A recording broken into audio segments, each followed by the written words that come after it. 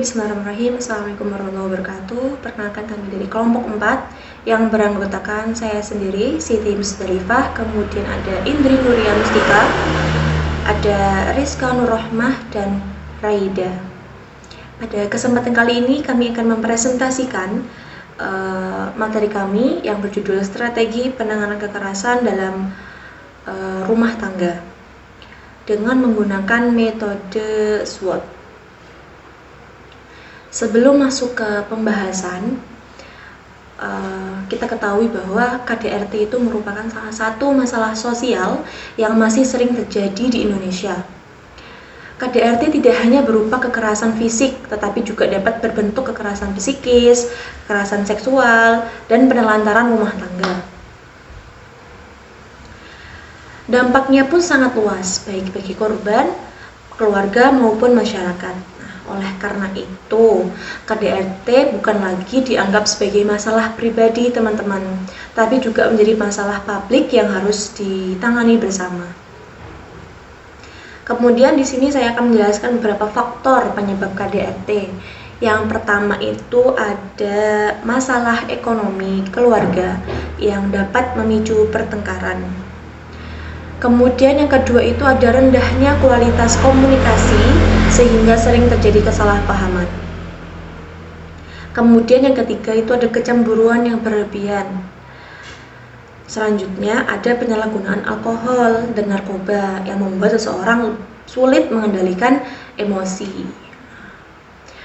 Kemudian yang kelima itu ada budaya patriarki yang menganggap salah satu pihak lebih berkuasa, seperti kayak anggapan bahwa laki-laki memiliki kuasa lebih tinggi dalam keluarga, sehingga ada yang merasa berhak mengendalikan atau memperlakukan pasangan secara tidak adil. Kemudian yang terakhir itu ada ketimpangan relasi kekuasaan dalam keluarga, sehingga salah satu pihak dapat menekan atau menguasai pihak lainnya. Oke, mungkin cukup sekian yang dapat saya sampaikan, dan penjelasan selanjutnya akan disampaikan oleh saudari kita Indri Nuria Mustika. Baik, saya akan melanjutkan presentasinya Kak Musdalifah, yaitu dampak KDRT. Dampak KDRT pada korban adalah cedera fisik dan trauma psikologis dan depresi dan kecemasan. Bagi keluarga yaitu ketidakharmonisan keluarga dan perceraian. Bagi anak yaitu gangguan perkembangan dan meniru perilaku kekerasan. Pentingnya penanganan KDRT yaitu melindungi hak korban, mengurangi angka kekerasan, mewujudkan keluarga yang aman, dan mendukung kesejahteraan masyarakat. Demikian presentasi dari saya. Selanjutnya saya persilakan kepada saudari Kak Rizka untuk menjelaskan analisis SWOT. Assalamualaikum warahmatullahi wabarakatuh. Saya Rizka Nurrohmah. Di sini saya akan melanjutkan presentasi dari Ukhti Indri yang bertema KDRT dan yang berjudul analisis SWOT.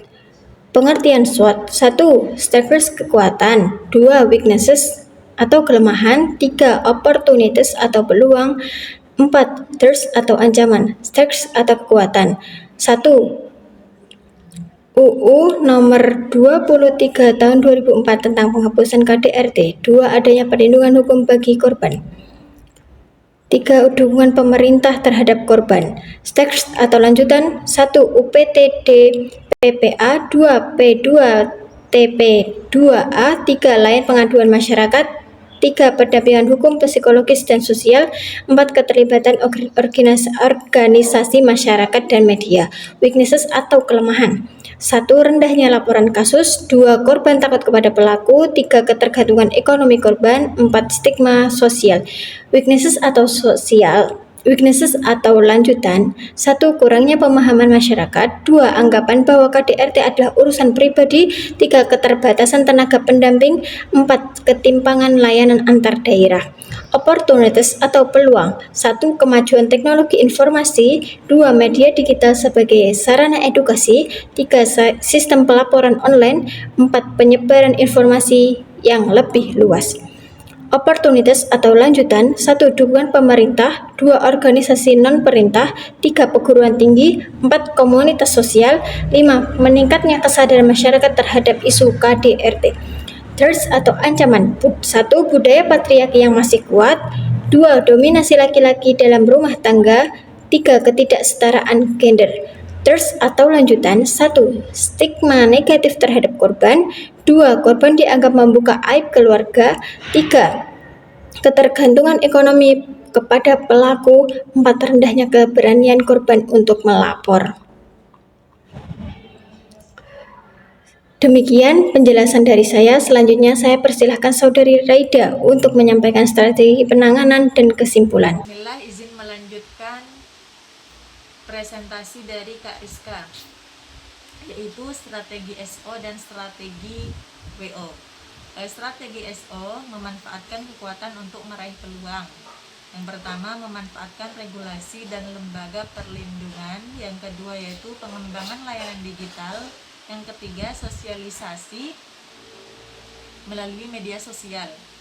Yang keempat yaitu kolaborasi pemerintah, sekolah, dan organisasi keagamaan. Terus kemudian yaitu strategi WO, memanfaatkan peluang untuk mengatasi kelemahan.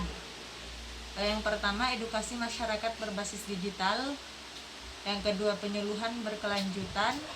Yang ketiga, pelatihan tenaga pendamping. Dan yang keempat, peningkatan kualitas layanan korban. Kesimpulan dari strategi penanganan kekerasan dalam rumah tangga, yaitu KDRT merupakan masalah sosial yang kompleks. Penanganan memerlukan pendekatan hukum, sosial, dan edukatif. Analisis SWOT membantu merumuskan strategi yang komprehensif.